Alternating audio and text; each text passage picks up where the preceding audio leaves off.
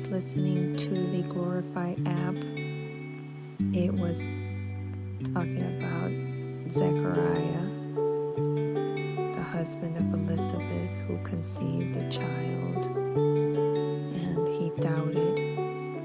Well, anyways, I'm going to go into it right now, but that was earlier today. And right now, First, actually, when I heard that Glorify devotional, I sent it to Arthur because it had a lot of the points matching with the audio that he sent me yesterday. Talking about, I'll get some key points right now. I'm going to reread it and come back on here.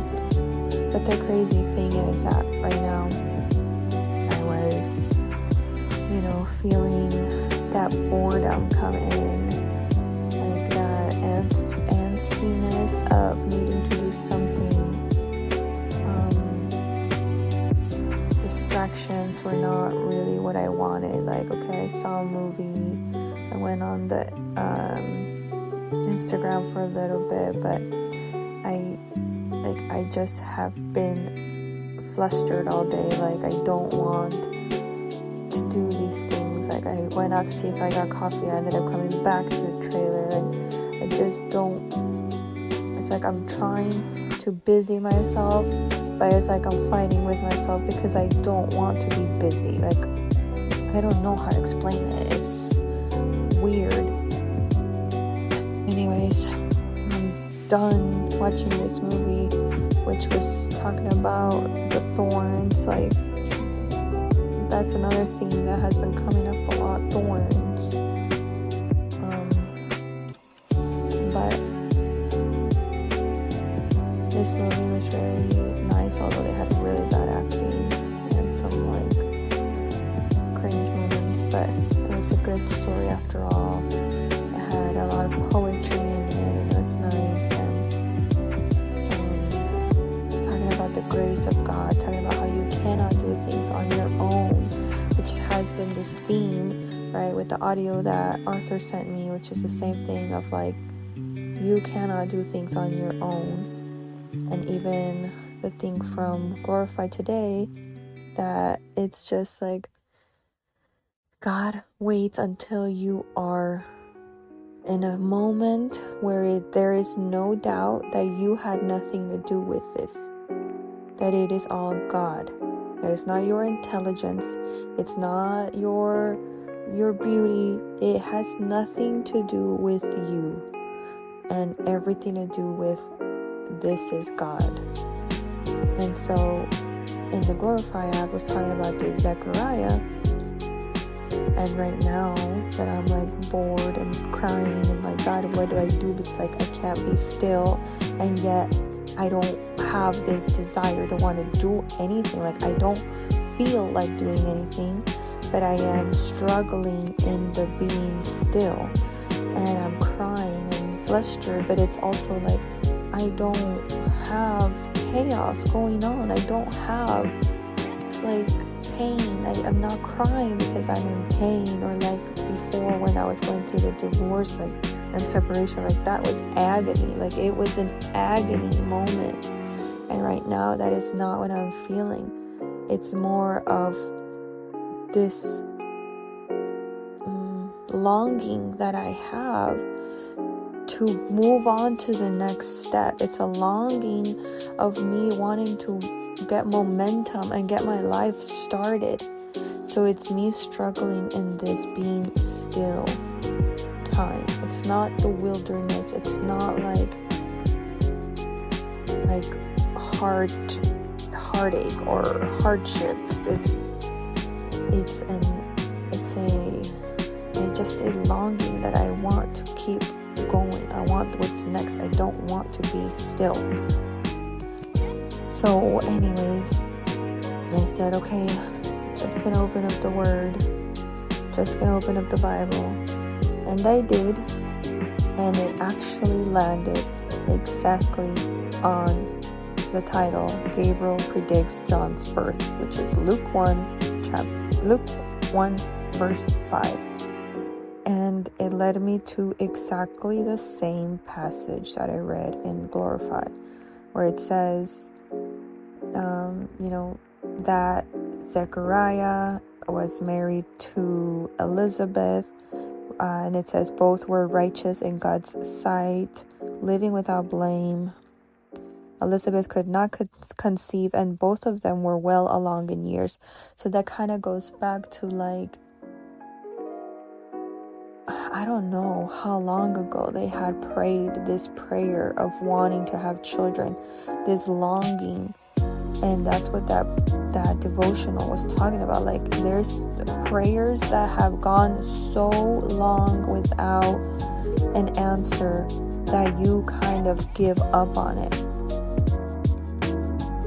But the audio that Arthur sent me yesterday is also talking about that, God waits until you are tired, until you are done, until you know, this has absolutely nothing to do with you.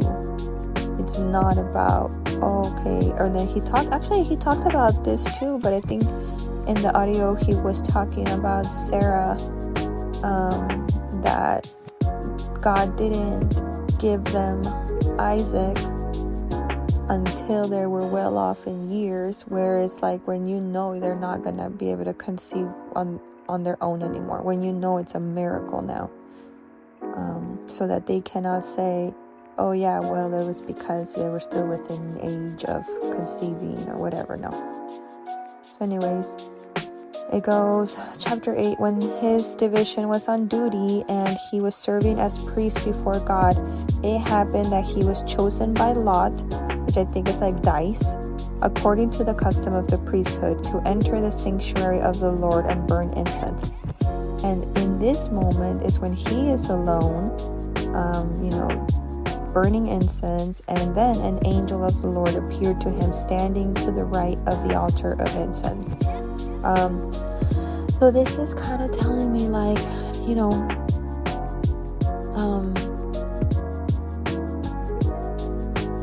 all those details, God had to get him to be part of that priesthood stuff, part of that group that they were gonna put a dice and see who gets to go in, and then God had to had all those little details, the dice to land on the exact number or whatever it had to be, so that Zechariah would enter the sanctuary and light up the incense so that he can be alone.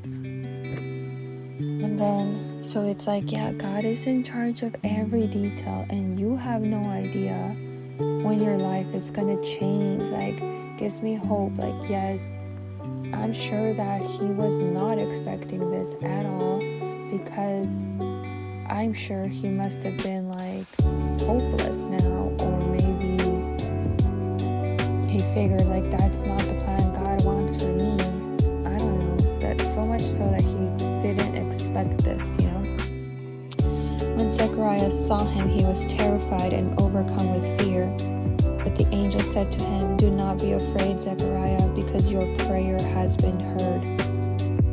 Your wife Elizabeth will bear you a son, and you will name him John. There will be joy and delight for you, and many will rejoice at his birth."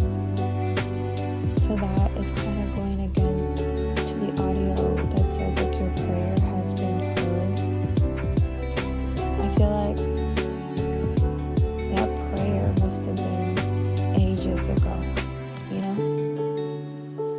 because I think for me, I've been praying for a husband, but today I said I'm not gonna pray that anymore. I prayed already, and I don't need to keep asking you for the same thing. You heard my prayer. You know the desires of my heart. I don't need to continuously ask for it, because I asked already. And I feel with them too, it's I'm sure they asked, at the beginning of their marriage, and then the middle of their marriage, and maybe when they were 40 or 50 or 60, and maybe then that's when they stopped praying.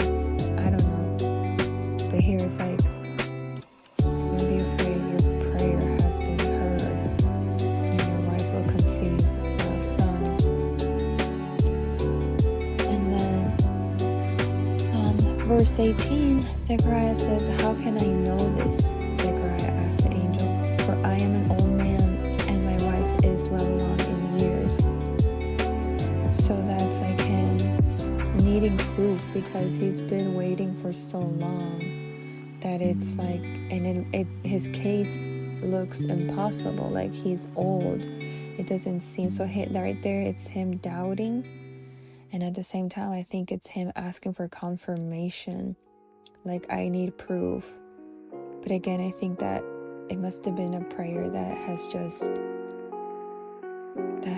been like put aside in the file cabinet that says that's not God's plan for me, or and then I also think that's why he was like terrified and overcome with fear. It's like crazy, because we know who you are, we know, we read these stories and miracles that you've done, but when they happen to us, I guess you get into this like this fear. But then the angel says, now listen, you will become silent and unable to speak until the day these things take place, because you did not believe my words, which will be fulfilled in the proper time. When I read this in the Glorify app, it gave me such peace, dude, because it's like, thank you, God, thank you that even our doubt, our disbelief does not interfere with your plans that you have for us. Thank you, because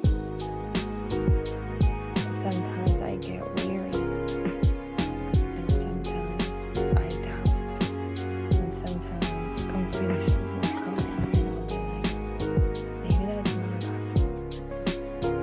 And sometimes in those moments that I was not sure, that I was doubtful, or like, I thank you, one, that it doesn't stop your plans for me. Your plans for me will still happen, whether I believe them or not.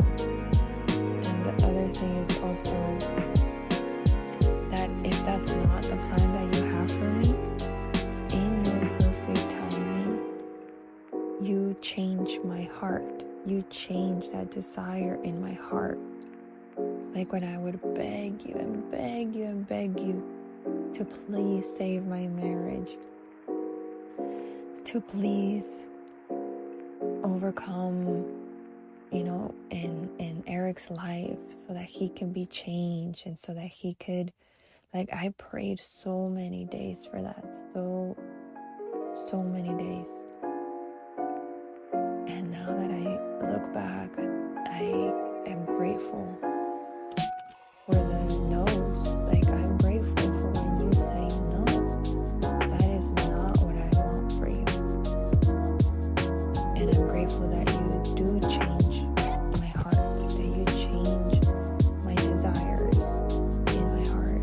You change my mind to see things the way that you see things. Just like that song, Time, by Adonai, and I don't know what's his name. Anyways, Lauren Daigle and that other guy. Because in those moments, I feel like that is what's best for me.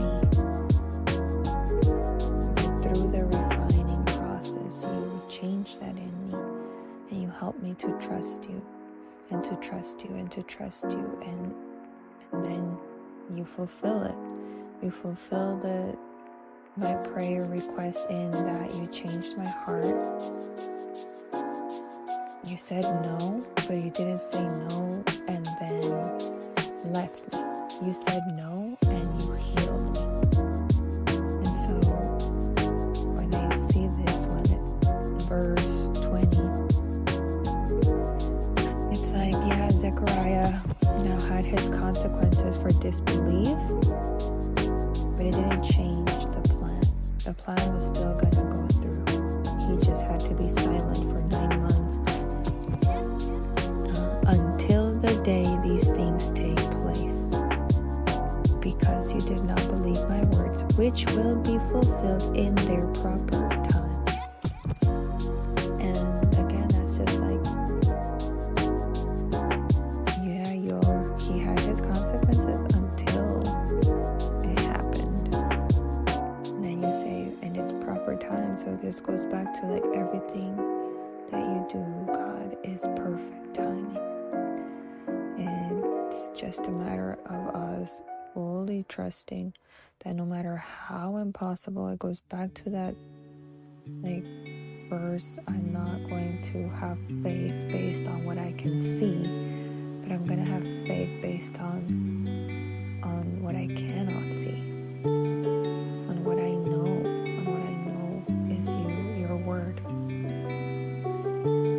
So verse 24, after these days his wife Elizabeth conceived and kept herself in seclusion for 5 months. So that again kind of tells me like Zechariah had a vision, right? Or the angel appeared to him, told him what's going to happen.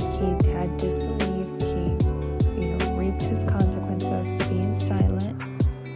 But then he still went and had faith, because it's not like he went and then didn't go sleep with his wife.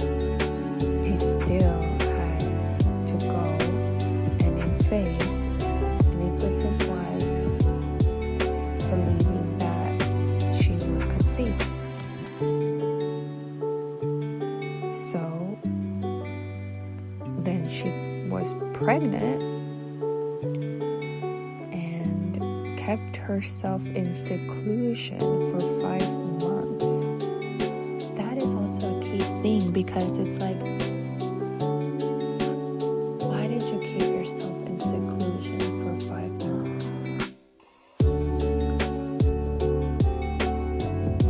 And she said, the Lord has done this for me. He has looked with favor in these days to take away my disgrace among the people. So I feel like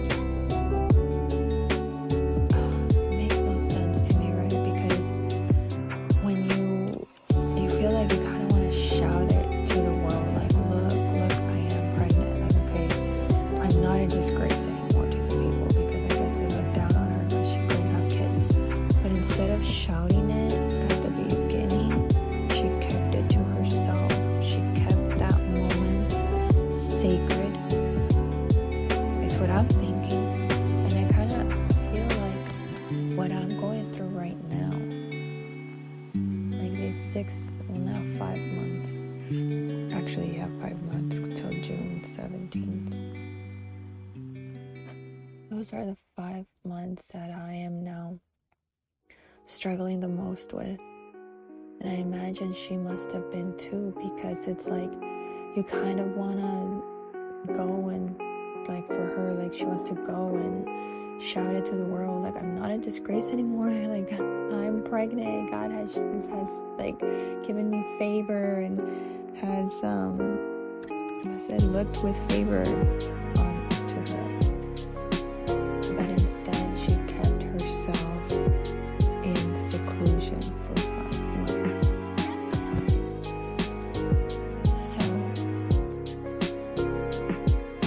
I think for me that is a struggle of keeping myself in seclusion for these 5 months or this whole year. But it hasn't been a struggle because I knew I wasn't ready to date. I knew I wasn't ready to have anyone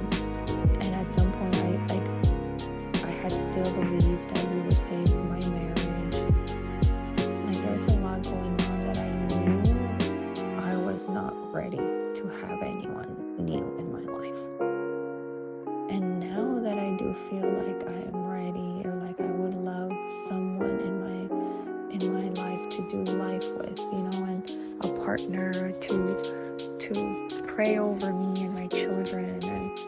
And anyways, these next 5 months, it's still part of my sacred time with you that I have set aside for you, God. Like, I want this time saved for you.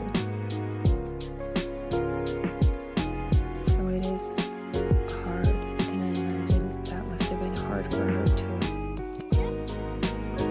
And I pray that you help reveal that to me. Why did she keep herself in seclusion for 5 months? Why?